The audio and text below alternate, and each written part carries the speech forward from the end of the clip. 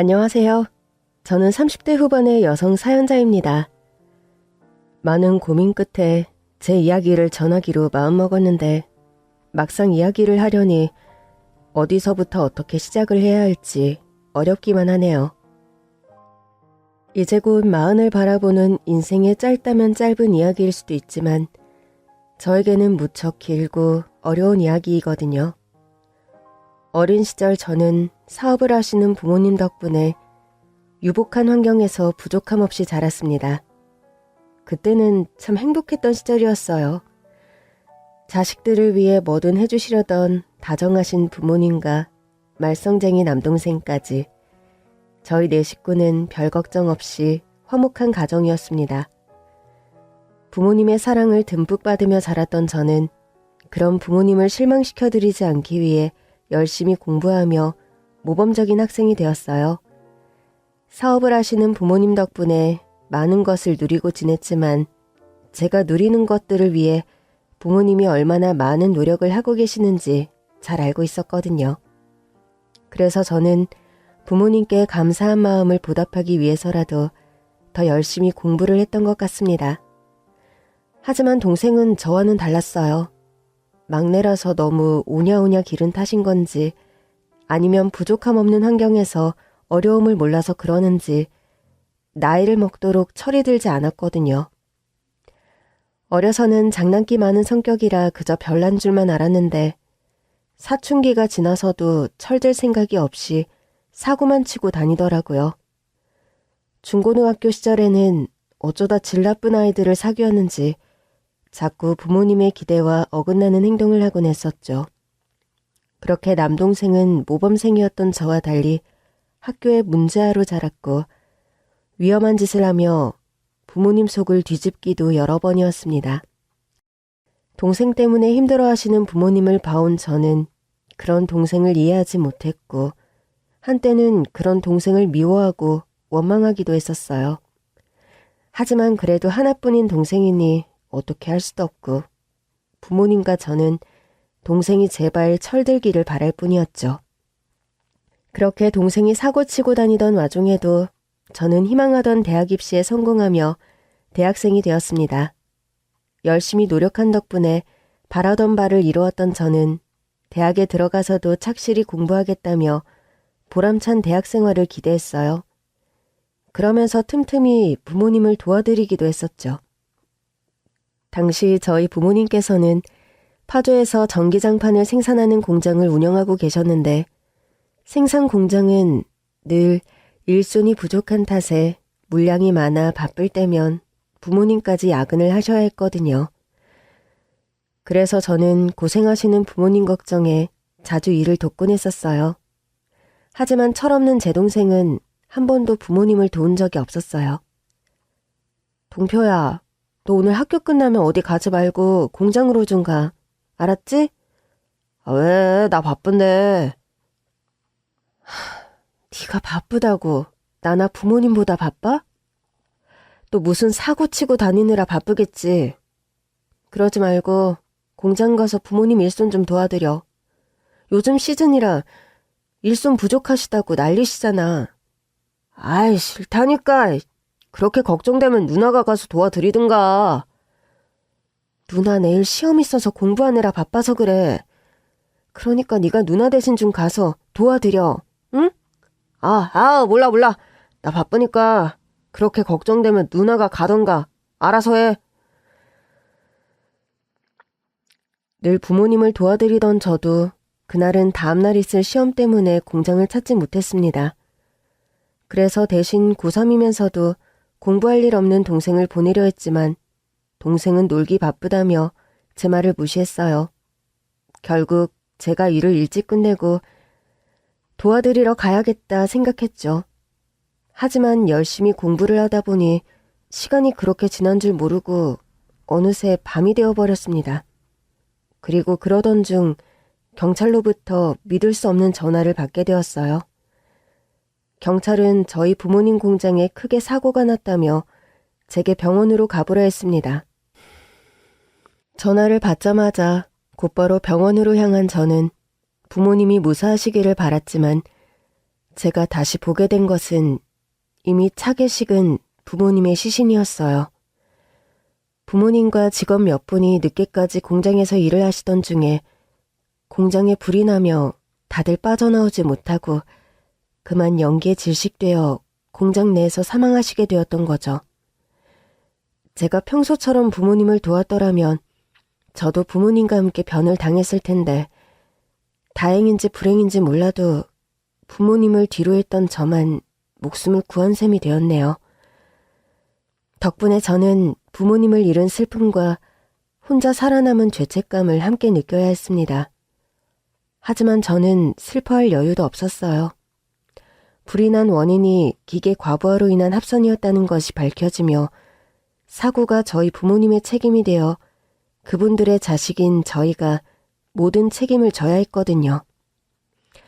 다행히도 평소 저희 부모님의 성품을 알고 계신 유족분들 덕에 합의를 보며 감옥살이만은 면할 수 있었지만 그 뒤 사고의 책임과 유가족에게 도리를 해야 했던 저희는 부모님이 남기신 모든 재산을 전부 정리해야 할 수밖에 없었습니다. 그렇게 저희 남매는 하루아침에 천의 고아에 빈털터리가 될 수밖에 없었어요. 그 후 저는 학비를 감당할 수도 없고 당장 가장이 되어야 하는 탓에 학교를 그만두어야 했습니다. 전 재산을 처분한 뒤에도 갚아야 할 빚이 남아있었기 때문에 어쩔 도리가 없었거든요. 그 후 저는 혼자 동생 뒷바라지를 하며 닥치는 대로 일을 해야 했고 고생 모르고 자랐던 제 손에는 어느새 굳은 살이 가득해지게 되었습니다. 사고치고 다니던 동생은 부모님이 돌아가신 뒤에 겨우 고등학교를 졸업하며 성인이 되었고 저는 동생만큼은 책임지고 싶었지만 동생은 자기도 돈을 벌겠다며 스스로 공장에 취직을 하게 되었습니다. 철없는 동생이 이제야 철이 드나 싶어 다행스럽기도 했지만 또 그게 마냥 기쁘지는 않더라고요. 공장 운영하던 부모님 밑에서 모자람 없이 자란 동생이 공장 일을 한다니 누나된 마음에 괜히 속이 상했어요. 그래도 이제는 부모님 없이 저희가 스스로 건사하며 살아야 했으니 별 도리가 없었죠. 그렇게 저와 동생은 몇 년간 쉼없이 일하며 돈을 벌었고 몇 년 만에야 겨우 남은 빚을 다 갚을 수 있었습니다. 그러는 사이 저는 20대 후반이 되었고 동생은 20 중반이 되었네요. 빚 갚느라 청춘은 다 흘러보냈지만 그래도 남은 빚이 더 없으니 이제 다시 새 시작을 할 수 있을 거라 생각했어요. 그리고 저는 당연히 동생과 함께하는 미래를 그렸죠. 하지만 동생은 어느 날 갑자기 큰 돈을 벌어야겠다며 원양어선을 타겠다고 제게 알려왔습니다. 그 말에 동생이 걱정되었던 저는 동생을 뜯어말렸어요. 부모님도 하루아침에 사고로 잃은 마당에 동생에게까지 위험한 일을 시킬 수가 없었거든요. 하지만 동생은 저의 만류에도 불구하고 기어이 배를 타게 되었습니다. 그것도 제게 작별 인사도 없이 어느 날 배를 탄다는 쪽지 한 장만 남겨두고 떠나버렸더라고요. 아마 동생도 부모님을 잃은 일에 책임감을 느끼고 있었던 것 같아요. 그래서 이제는 자기가 우리 집을 일으켜 세우겠다며 동생은 큰 돈을 벌어 성공해서 돌아오겠다며 떠났습니다. 그리고 그 뒤로 동생과 오래도록 소식이 끊기게 되었죠. 저는 동생이 걱정되어 어떻게든 동생의 소식을 알아보려 했지만 동생은 배를 타고 나간 뒤로 한국으로 돌아오지 않고 제게 연락도 주지 않았어요. 저는 동생이 어딘가에서 잘 살아있기만 바랄 수밖에 없었고 그 사이 저는 남편을 만나 결혼을 하게 되었습니다. 저는 부모 잃고 동생마저 떠나버린 제 사정을 안타까워하며 제게 새 가족이 되어주겠다던 남편의 말을 철석같이 믿었고 그 남자가 저의 동아줄이라 생각했어요. 하지만 남편은 결혼을 하더니 1년도 안 되어 완전히 변해버렸습니다. 아니, 변한 것이 아니라 원래 그것이 본 모습이고 그동안 저를 속였던 거겠죠.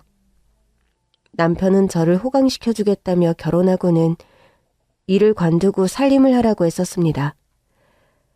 남편이 이것저것 사업을 하던 사람이라 금전적으로는 부담이 없었거든요. 30 넘어 결혼한 탓에 하루빨리 아이를 가지고 싶다는 남편의 말에 저는 아이를 갖기 위해 집에서 살림을 하며 가정주부가 되었습니다.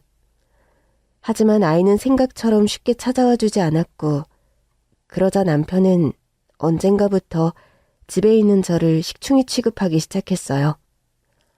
자기는 골프며 명품이며 펑펑 돈 쓰고 다니면서도 제가 쓰는 돈은 아까운 건지 10원 한 장까지 따져가며 용도를 캐물었고, 시댁 식구들과 남편 모두 저를 남편 등에 빨대 꽂고 사는 거지 취급을 하곤 했습니다.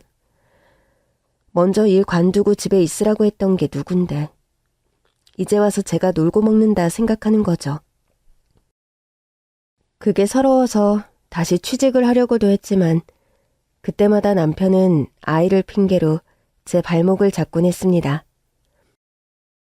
애초에 임신하려고 일을 관뒀으면서 이제와 나가서 푼돈 벌어야 뭐하냐면서 말이에요.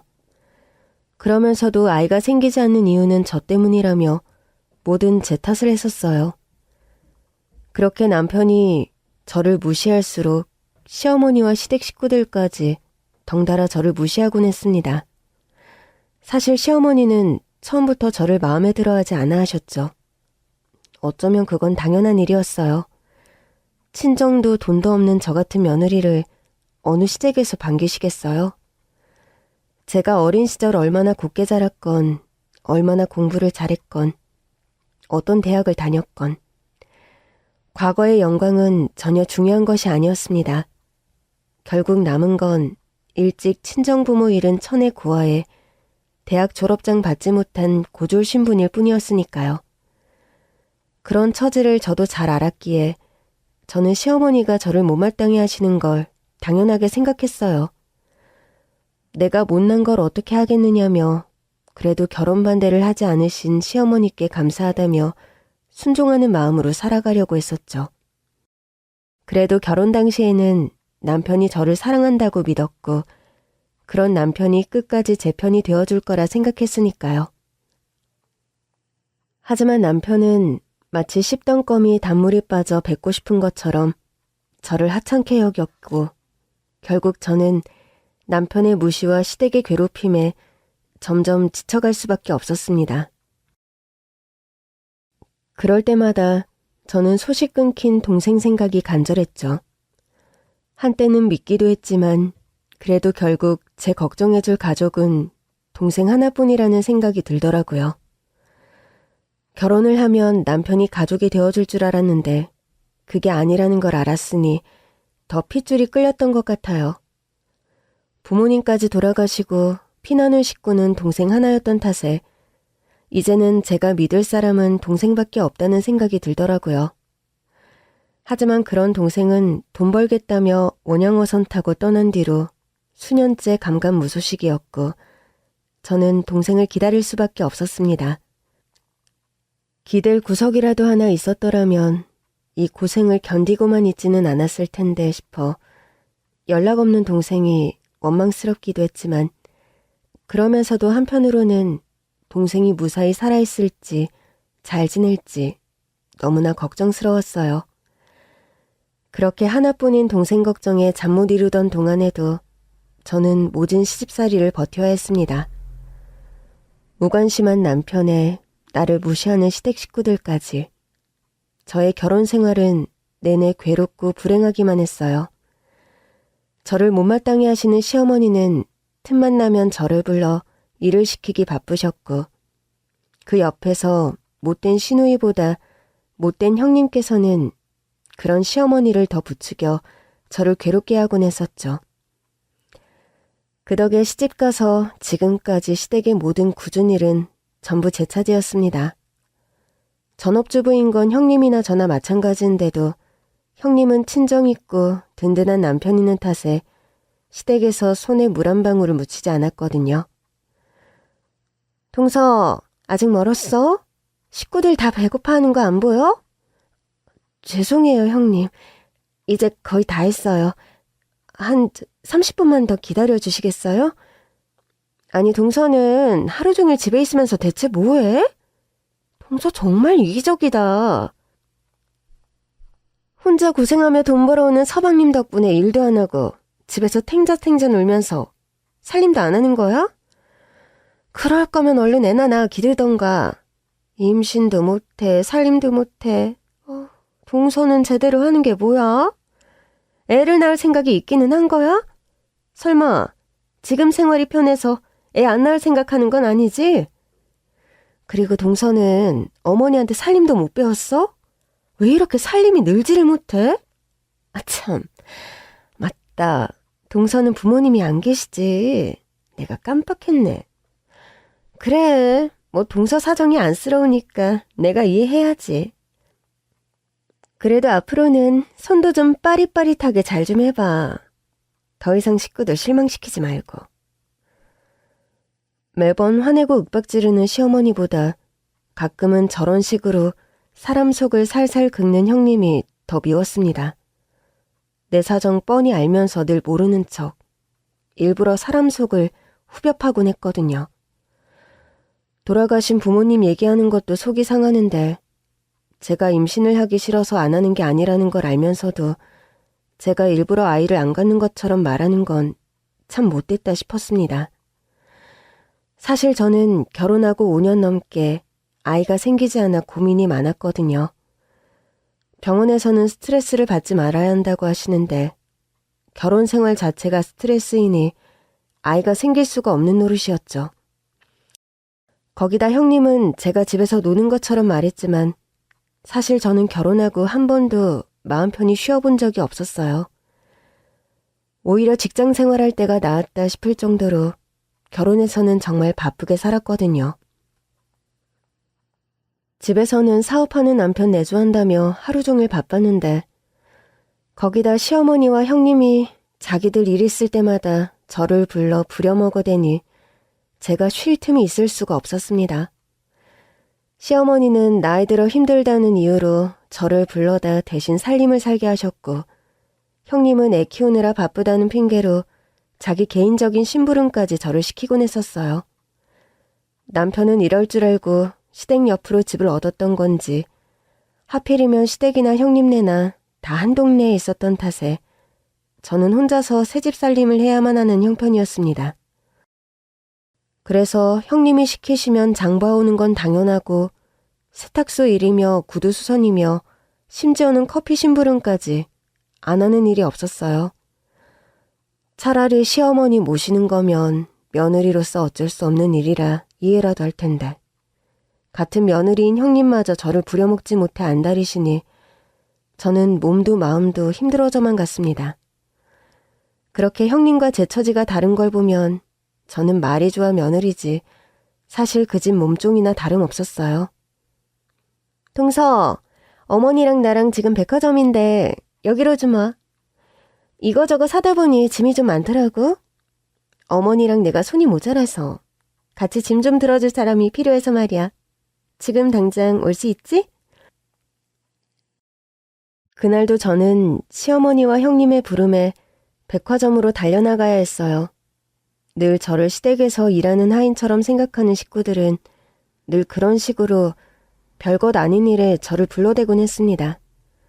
장 볼 때에도 어머니는 짐이 많다며 저를 불러 짐을 나르게 했고 그렇게 시어머니와 형님이 쇼핑을 하실 때마저 저는 옷 구경 한번 해보지 못하면서도 식구들의 짐을 대신 들어주러 나가야 했죠.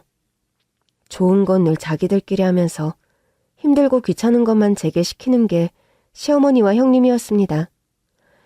하지만 제일 문제는 그런 부름에 거절도 못하고 달려나가는 저였네요. 근데 뭘 이렇게 많이 사셨어요? 오늘따라 짐이 참 많네요. 형님, 짐이 너무 많아서 그러는데 몇 개만 좀 들어주시면 안 될까요? 뭐? 동서 지금 무슨 소리 하는 거야? 동서는 위아래도 없어? 지금 감히 나한테 동서 할 일을 시키는 거야? 사실 제가 도와드리러 온 거잖아요. 저는 쇼핑도 아니는걸요. 이게 지금 내 앞에서 말대꾸를 하는 거야? 그래서 너는 지금 네 형님을 부려먹겠다 이 소리냐? 너야 이런 거 하는 게 당연한 거고 큰애가 네 할 일까지 다 해야겠냐? 하여간에 아유 못 배운 것이 불평불만만 많지. 뭐 하나 시키면 그냥 고분고분하게 하는 법이 없어. 너 이제라도 집에서 쫓겨나고 싶어서 이러냐? 너 같은 거 내 아들이랑 이혼하게 만들어줘. 아, 어머니 너무 그러지 마세요. 동서가 이러는 게 한두 번인가요? 워낙 뭘 몰라서 그러니까 그냥 이해해 주세요. 너는 네 형님 때문에 산 줄 알아라. 아무튼 군소리 말고 쇼핑백이나 잘 들어. 거지 같은 게 어디서 말대꾸를 하고 있어? 짐이 너무 많아서 같이 좀 들자 한 것이 그렇게 죽을 죄인지 저는 사람들 다 보는 앞에서 그런 면박을 당해야 했습니다. 형님이랑은 쇼핑하러 다니시면서 저는 백화점까지 부르셔서 짐이나 들게 하시고 거지라고 욕까지 하시니 너무 서러워서 눈물이 날 것 같더라고요. 수년간의 구박에 저도 이제는 상처가 덜한 줄 알았더니 그런 건 면역도 생기지 않는 듯 했죠. 그런다고 또 눈물바람하면 소박 맞고 쫓겨나고 싶냐 윽박 지르실 게 뻔한 탓에 저는 입술을 꾹 깨물며 애써 눈물을 삼킬 수밖에 없었습니다. 그리고 그 많은 짐을 이고지고 땀을 뻘뻘 흘리며 시어머니와 형님의 뒤를 쫓았죠. 그런데 그 순간 누가 저를 부르는 소리가 들렸습니다. 누나 하는 소리에 순간 저는 제가 환청을 들은 줄만 알았어요. 나를 누나라고 부를 사람은 내 동생밖에 없는데 그런 동생은 오래전 원양어선 탄다며 집을 나간 뒤로 여태 소식이 없었으니 이제 와서 누가 저를 누나라고 부른다고 해서 동생 생각이 날 리가 없었습니다.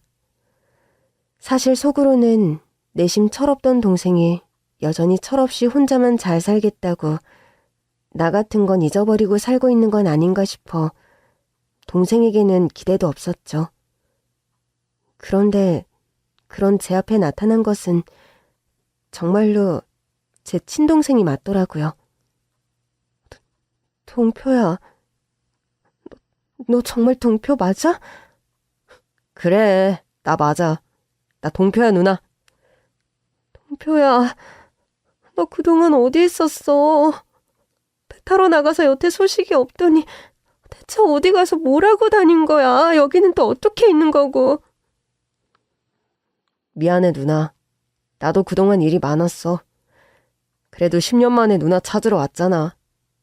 사실 내일 누나 만나러 가려고 그랬거든? 그전에 누나 줄 선물이나 좀 사려고 그랬는데 설마 누나를 이렇게 다시 만날 줄은 몰랐어. 이런 게 정말 인연인 건가? 근데 누나는 뭐 하는 거야? 누나도 쇼핑하고 있었어? 그 잠깐 사이에 지난 10년간의 얘기를 나눌 수 없다 보니 어쩔 수 없이 짧은 인사를 나누게 되었는데 동생은 그동안 뭐라고 지냈는지 몰라도 잘 지냈던 건지 뒤늦게나마 저를 찾아오려고 했답니다. 그래도 오랫동안 소식 없었던 게 미안하기는 했던 건지 저를 만나러 오기 전에 선물을 사려고 백화점에 왔다고 하더라고요. 그런데 어쩜 이런 우연이 있는지 그때 저희가 딱 만나게 되었던 겁니다. 그런데 하필이면 제가 혼자 잔뜩 쇼핑백들을 이고지고 있는 모습에 동생은 제가 쇼핑을 하러 온 줄 알더라고요. 그런 동생에게 저는 뭐라고 설명을 해야 하나 참 난감했어요. 오랜만에 만난 동생 앞에서 안 좋은 꼴은 보이고 싶지 않았는데 하필이면 제가 시어머니와 형님의 짐꾼 노릇을 할 때 동생을 만나다니. 차라리 이게 다 제가 산 물건이라고 거짓말을 해야 하나 어째야 하나 고민이 되었습니다. 그런데 그때 저보다 앞에서 멀찍이 걷던 두 사람이 멈춰선 저를 발견하고 다시 다가오기 시작하는 게 아니겠어요? 아마 제가 쫓아오지 않고 서 있는 걸 보고 화가 나신 것 같은데 이번에는 또 얼마나 난리를 피울지 시댁 식구에게 무시당하는 꼴을 동생에게 보이기 싫었던 저는 서둘러 동생을 돌려보내려 했어요. 저, 동표야, 내가 지금은 좀 바빠서 그러는데 내일 연락해. 누나 전화번호 그대로니까 연락하고 만나자. 알겠지? 누나, 이렇게 우연히 만난 것도 반가운데 벌써 헤어지자고? 그냥 같이 얘기 좀 하면 안 돼? 막상 10년 만에 누나 보니까 나는 발이 안 떨어지는데. 지금은 내가 사정이 있어서 그래. 나 짐도 너무 많고. 아무튼 지금은 안 돼. 내일 연락 줘. 알겠지? 누나, 그럼 내가 짐이라도 옮겨줄게. 누나 지금 혼자 땀 뻘뻘 흘리면서 너무 힘들어 보여. 아니, 나는 괜찮아. 그러니까 얼른 가봐, 동표야. 응? 제발, 누나 부탁이야. 10년 만에 만나서 회포를 풀 생각도 없이 자신을 보내려는 저의 행동이 동생에게도 이상하게 보였겠죠. 그래서인지 동생은 나중에 보자는 제 말에도 자꾸만 저를 돕겠다며 자리를 피하지 않았고, 그 바람에 결국 시모와 동서가 제 코앞까지 다가오고 말았습니다. 동생 앞에서만큼은 보이고 싶지 않았던 저의 굴욕을 결국 동생에게 보이고 말게 된 거죠. 너 뭐 하는 거야? 짐 들고 잘 따라오라고 시켰더니 뭐 한다고 안 쫓아오고 여기 있어? 너 지금 내 말 안 듣고 민기적대고 있는 거냐? 아니에요, 어머니. 지금 가고 있었어요. 동서, 지금 노닥거리고 있었던 거야? 이 남자는 대체 누구야? 동서, 설마 꼴에 애인이라도 있었어? 뭐, 애인? 아니, 이것이 정신을 못 차리나? 감히 시어머니를 앞에 두고 네가 뒤에서 딴짓거리를 해? 그게 아니라요. 여기는 제 동생이에요. 친동생이요. 뭐?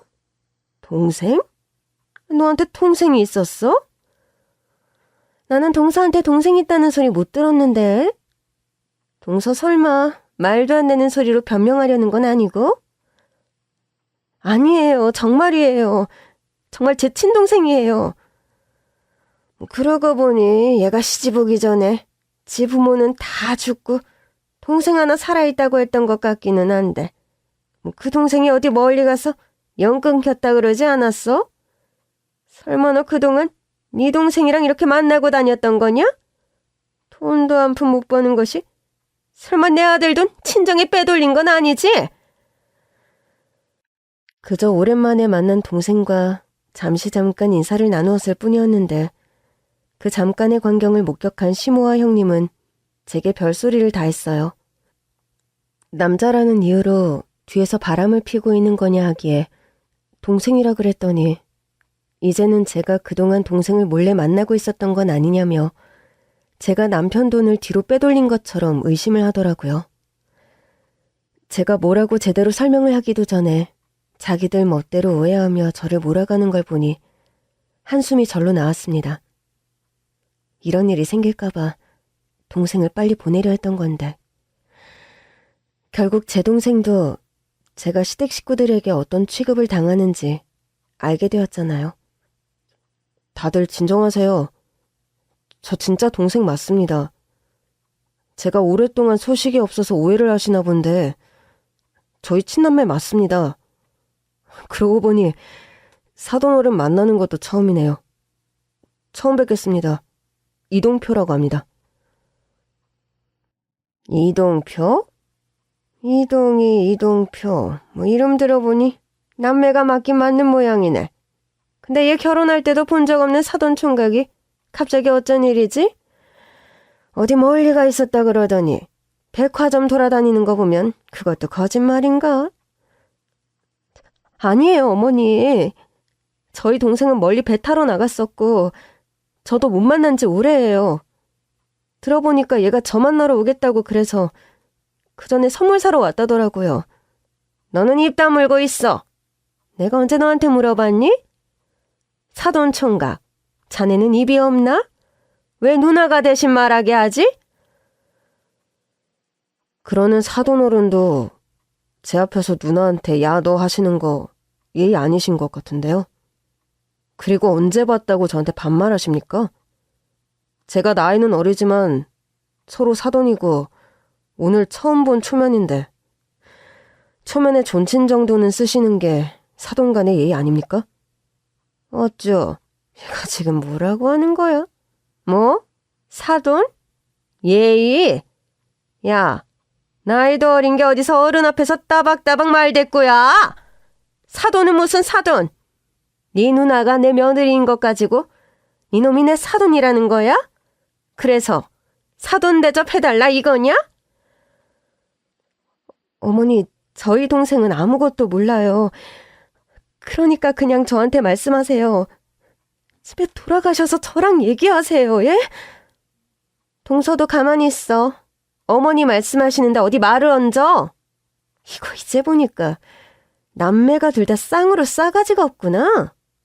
동서, 이제라도 동생 관리 잘해야겠다. 그러게나 말이다. 하긴, 아휴, 애미애비도 없는 것들이 뭘 제대로 배웠겠어. 아휴, 이래서 부모 없이 자란 것들은 안 된다는 건데 내가 며느리 욕심을 너무 안 부렸지. 뭐라고? 당장 사과하세요. 나랑 우리 누나랑 우리 부모님한테. 당신이 함부로 입에 올릴 수 있는 그런 분들 아니니까 사과하라고요. 뭐야? 내가 니들한테 사과를 왜 해? 내가 못할 말 했니? 이렇게 나한테 난리 피는 것만 봐도 가정교육 수준 뻔하지. 니들이 엉망으로 사니까 니들 부모가 욕먹는 걸 니들 탓을 해야지 왜 나한테 화를 내니? 그러게 부모 욕먹이기 싫으면 찰 좀 하지 그랬어. 그리고 뭐? 뒤진 사람한테는 어떻게 사과를 하냐? 뭐 저승 찾아가서 인사라도 드릴까? 어머니, 됐어요. 저런 것들 신경 써서 뭐 하나요? 동서 수준이야 원래 모르는 것도 아니었고 그 동생이라고 해봐야 똑같겠죠. 애초에 돈 벌려고 멀리 나갔었다면서요. 돈 버느라 고생하던 사람이 뭘 알겠어요? 차림새도 보아하니 어려운 것 같은데 그냥 거지 동냥한다 치고 넘어가 주세요, 어머니. 백화점에서 술 한 피워 좋을 것도 없잖아요? 뭐? 거지 동냥? 이것들이 지금 사람을 뭐로 보고 그딴 소리를 해? 당신들, 내가 가만히 안 둘 거야. 우리 누나한테 꼭 사과하게 만들 거라고. 그런데 이게 아직도 정신을 못 차리고 사돈 어른 앞에서 반말을 찍찍하고 있어. 너야말로 내가 가만히 안 둘 거야, 이 망할 놈아. 무례한 시모와 형님에게 동생이 화를 내자 그 모습에 화가 난 시어머니가 동생을 향해 손을 치켜 올렸습니다. 그러자 순간 어디서 장정들이 우르르 나타나더니 동생을 둘러싸기 시작했어요. 어디 숨어 있었는지도 모르게 갑작스럽게 등장한 남자들은 동생을 향해 폭력을 휘두르려는 시모를 단숨에 제압해버렸죠. 이것들은 뭐야? 당신들 뭐야? 뭔데 남의 손목을 잡아? 이거 안 놔? 저희 회장님께 폭력을 가하는 순간 당신도 무사하지 못할 겁니다. 이건 또 무슨 개소리야. 회장이고 나발이고 모르겠고 내 손이나 놓으라고. 이것들이 감히 내 몸에 손을 대? 누가 회장님이라는 거예요? 당신들은 누군데 힘없는 노인을 잡고 이래도 되는 거야? 어? 당신들 다 신고할 거야. 회장님, 괜찮으십니까? 이 사람들 어떻게 처리할까요? 어차피 나한테 뭔지 못할 인간들이야. 적당히 겁줘서 보내버려. 뭐라고? 당신 지금 우리 협박하는 거야? 사돈이라 그래서 봐주려고 그랬더니 지금 뭐 하는 짓이야? 당신 누나 집에서 쫓겨나도 괜찮은 모양이지? 누나는 쫓겨나는 게 아니라 제 발로 나오는 거지. 나야말로 당신들 같은 인간들 있는 곳에 우리 누나 계속 살게 할 것 같아? 그리고 이 정도 가지고 협박이라고 할 거면 더 큰일 당하기 전에 말 조심하는 게 좋을 거야. 아직도 사태 파악이 안 된 건가? 대체 그 장정들은 누구이고 그 사람들이 왜 제 동생에게 회장님이라고 하는 건지 저야말로 궁금한 부분이었습니다. 저는 그저 동생이 그동안 원양어선 타고 오랫동안 고생을 한 줄만 알았는데 경호원들이 제 동생을 깍듯하게 대하는 모습이 뭔가 다른 세계 사람같이 느껴지더라고요. 형님과 시모도 뭔가 위화감을 느꼈는지 제 동생의 정체를 궁금해하는 듯했죠. 그러자 동생이 품에서 명함 한 장을 꺼내 그 두 사람에게 보여주더라고요. 자, 뭐 고소를 하던 신고를 하던 하고 싶은 게 있으면 이쪽으로 하시고 앞으로 우리 누나는 다시는 건드릴 생각하지 마. 알겠어? 이게 뭐야? 영어로 적혀 있는데? 당신 사기꾼 아니야? 말 조심하십시오. 저분은 당신들 같은 사람들이 상대하실 만한 분이 아니니까. 저분은 브라질에서 5손가락에 꼽히는 대형 회사의 회장님이십니다. 자산 규모만 수천억으로 원래라면 당신들은 감히 말도 못 붙일 만한 사람이라고요. 그런 분께 해코지를 하려거든 그만큼 큰 손해를 감수하셔야 할 겁니다. 그만한 능력이 되시겠어요? 동표야, 저게 무슨 말이야? 회장이라니, 브라질이라니, 너 정말 회장님이 된 거야? 네가 정말 수천억을 벌었다고? 이런 얘기는 만나서 천천히 해주려고 그랬는데 어쩌다 보니 일이 꼬여버렸네. 그래 누나, 나 성공했어. 철 모르고 가족들 속썩이기만 했던 내가 드디어 성공했다고. 성공하기 전에는 절대로 누나를 찾아오지 않겠다고 다짐했는데 그 세월이 벌써 10년이나 흘러버렸네. 좀 더 제대로 자리 잡은 모습을 보여주고 싶어서 내가 너무 오래 걸렸어. 그런데 누나가 이렇게 지내고 있는 줄 알았으면 좀 더 일찍 찾아왔을 텐데. 나는 누나가 이렇게 지내고 있는 줄 모르고 내가 너무 안일했어. 정말 미안해 누나. 아니야 동표야. 그게 네가 미안할 일이겠니. 그런 결혼을 한 것도 이런 시댁 식구들에게 무시당하는 것도 다 내 잘못인걸. 그래도 결국 동표 네가 해냈구나. 나는 그것만으로도 만족해. 그래 누나, 이제 걱정하지 마. 앞으로 모든 일은 다 내가 알아서 할 테니까 누나는 그냥 나만 믿어. 누나, 저 사람들 어떻게 해주기를 바래? 누나가 원하면 뭐라도 해줄게. 나 이제 그 정도 능력 되니까 뭐든 바라는 것만 말해. 뭘 해달라니. 난 그런 거 없어. 이제 와서 복수를 바라는 것도 없고 그냥 저 사람들이랑 이제 인연을 끊고 싶어. 사실 그동안 내가 능력이 없어서 무시를 당하면서도 벗어나지 못했던 거였거든. 내가 친정이 있기를 하니 돈이 있기를 하니 결혼해서는 일도 그만두고 집에서 살림하며 살다 보니 그렇게 구박대기가 되어 있더라. 그제서야 정신 차리고 남편이랑 헤어져 볼 생각도 했지만 이혼도 뭐가 있어야 하는 거지. 아무것도 가진 게 없는 내가 이혼할 자신도 없었어. 그래서 내가 이 꼴을 견디며 살았던 거야. 근데 이제 이렇게 든든한 동생이 나타났으니 내가 뭘 더 두려워하겠어? 그러니까 나는 괜히 유치하게 복수 같은 건 안 바래 동표야. 그래봐야 저 인간들이랑 똑같은 사람이 되겠지. 그래, 누나가 그러기 원하면 그래야지. 그래도 사과는 꼭 받아내. 누나는 그럴 자격 있는 사람이니까. 동생은 자신이 노력해서 집안을 다시 일으키겠다고 했던 저와의 약속을 10년 만에 지켜주었습니다. 그렇게 10년 만에 성공해서 대단한 부호가 된 동생이 저는 무척 기특하고 듬직했어요. 예전에는 철없고 어리기만 해서 내가 챙겨야 했던 동생이었는데 언제 이렇게 성장해 되려 저를 보호해주는 건지. 그동안 기댈 곳 하나 없던 저는 듬직한 동생의 등장이 너무나 고마웠습니다. 그리고 동생은 저를 위해서 어떤 복수라도 해주겠다고 말했지만 저는 복수를 할 생각은 없었어요. 그저 이제는 정말로 그 집과 연을 끊을 때가 왔구나 싶었죠. 어머니, 형님, 다들 잘 들으셨죠?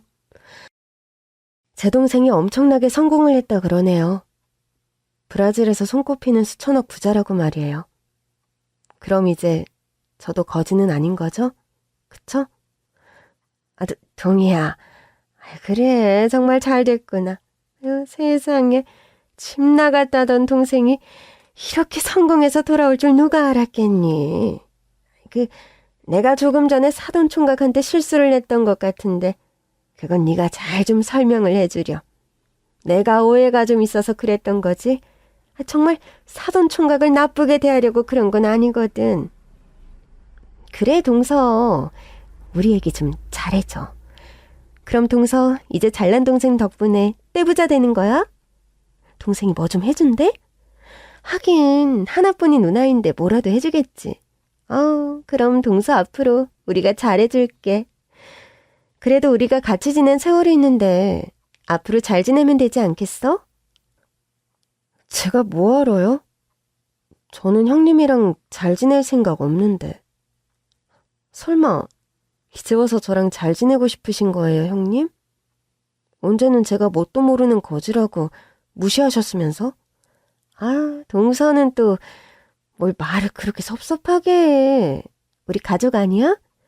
가족들은 서운할 때도 있고 잘 지낼 때도 있고 그런 거지. 그리고 우리가 또 막 친해질 만한 그런 계기가 없었잖아. 이제 동서 동생도 돌아왔고 우리도 좀 잘 지내보고 그러면 되지. 안 그래? 글쎄요. 그러기엔 제가 당한 게 너무 많지 않아요? 제가 기억상실증이라도 걸렸으면 모르겠는데 제가 너무 기억력이 좋네요. 어쩌면 형님은 기억 못하실지 모르겠지만요. 내가 미안하다. 내가 나이를 먹어서 그런가? 며느리들을 편히 생각해서 그런 거지. 너한테 악감정은 없어. 내가 정말 너를 미워했으면 진작 이혼시키고 내보내지 않았겠니? 그래도 갈 곳 없다는 너를 받아준 건 우리 아니냐? 글쎄요. 저는 잘 모르겠는데요. 오늘 일만 해도 그렇죠.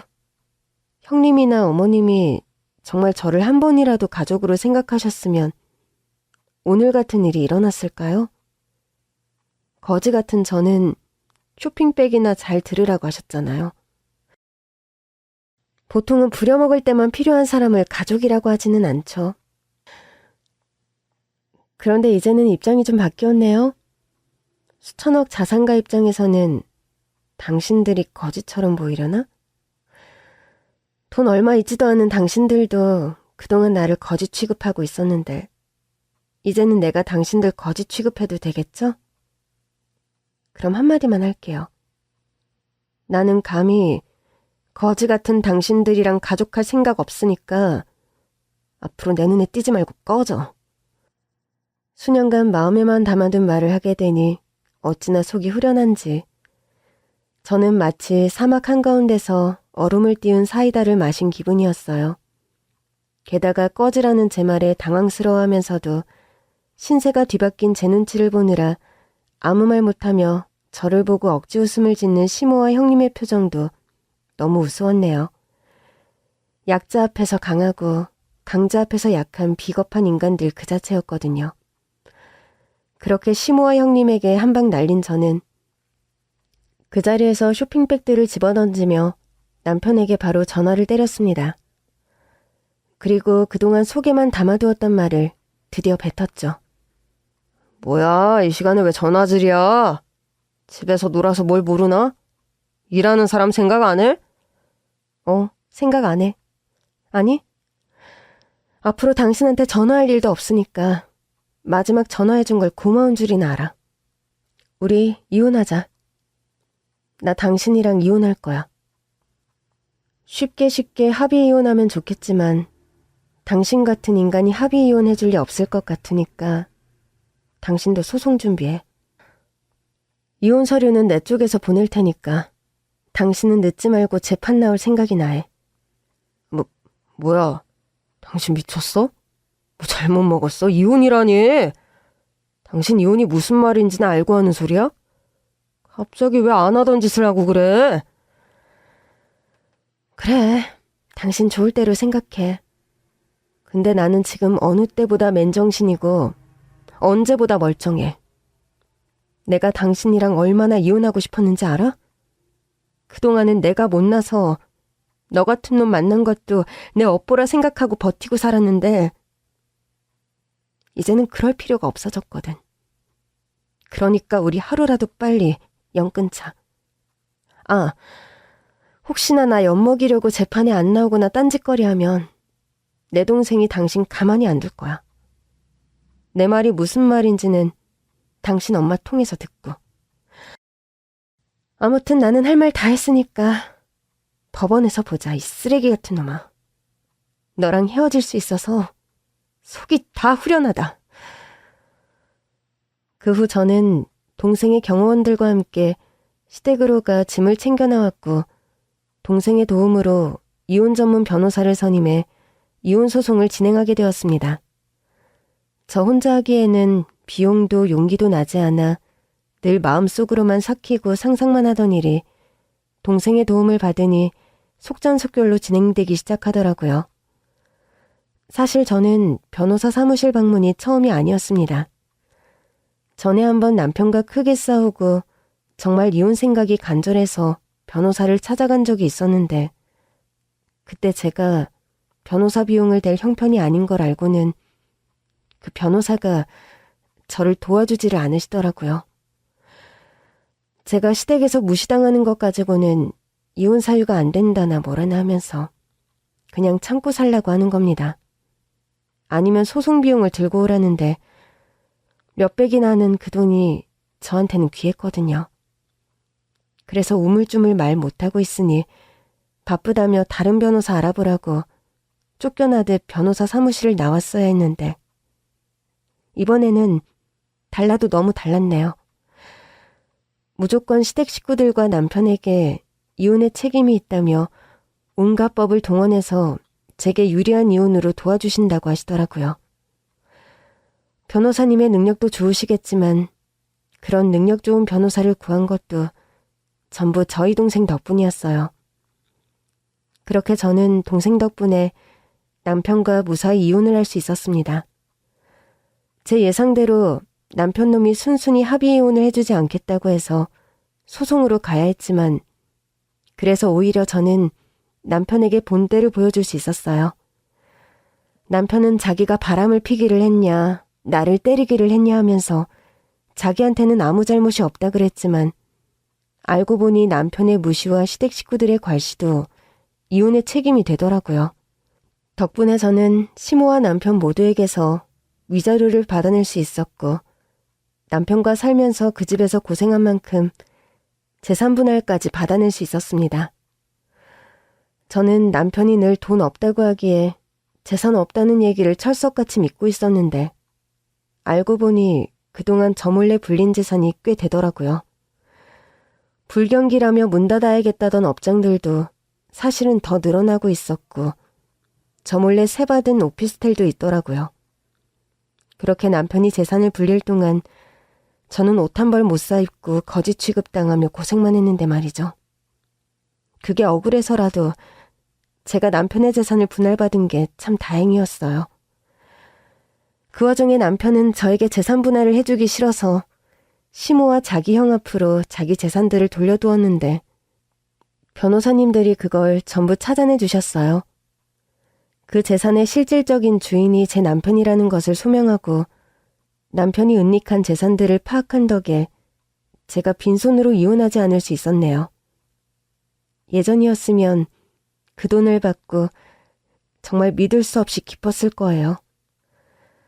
결혼한 뒤로 제 수중에는 돈 100만 원이 없었고 남편 허락 없이 마음대로 쓸 수 있는 돈이 없었는데 갑자기 억 단위 돈이 제 앞으로 생겼으니 얼마나 행복했겠어요. 아마 그 돈이라면 평생 걱정 없겠다 생각했겠죠. 그런데 수천억의 자산가인 동생을 두게 되니 그런 돈도 다 푼돈같이 느껴지더라고요.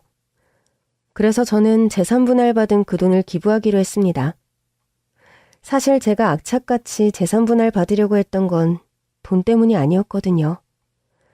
잘난 동생 덕에 앞으로 돈 걱정 없이 살 수 있는 마당에 그 돈 몇 억이 아까웠겠어요? 그보다는 제가 고생한 만큼 그냥 빈손으로 나오기에는 억울한 감이 있었다는 겁니다. 그리고 무엇보다 돈이라면 환장하는 돈벌레 같은 시댁에 작은 복수라도 해주고 싶었거든요.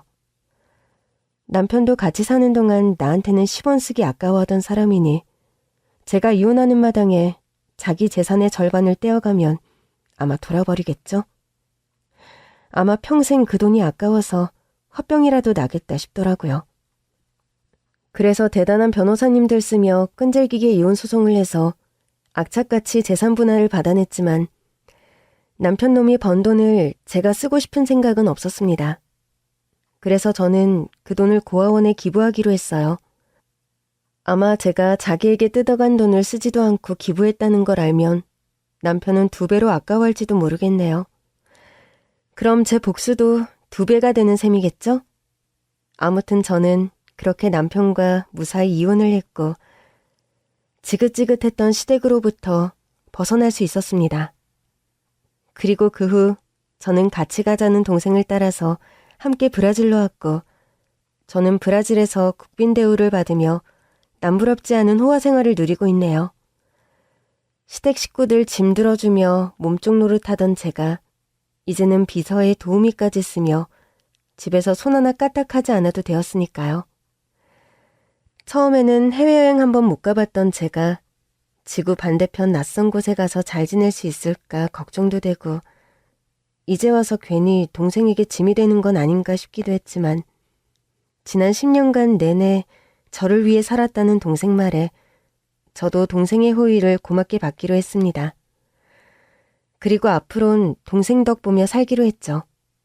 사실 가족을 그리워했던 건 저도 마찬가지였거든요. 세상에 가족보다 더 중요한 게 뭐가 있겠어요? 이제 남은 가족이 서로뿐인 저희 남매는 앞으로 누구보다 서로를 위하고 아끼며 행복하게 살아갈 겁니다. 그럼 여러분들도 저희 남매의 행복을 빌어주시기를 바라며 제 이야기는 여기서 마칠게요. 감사합니다.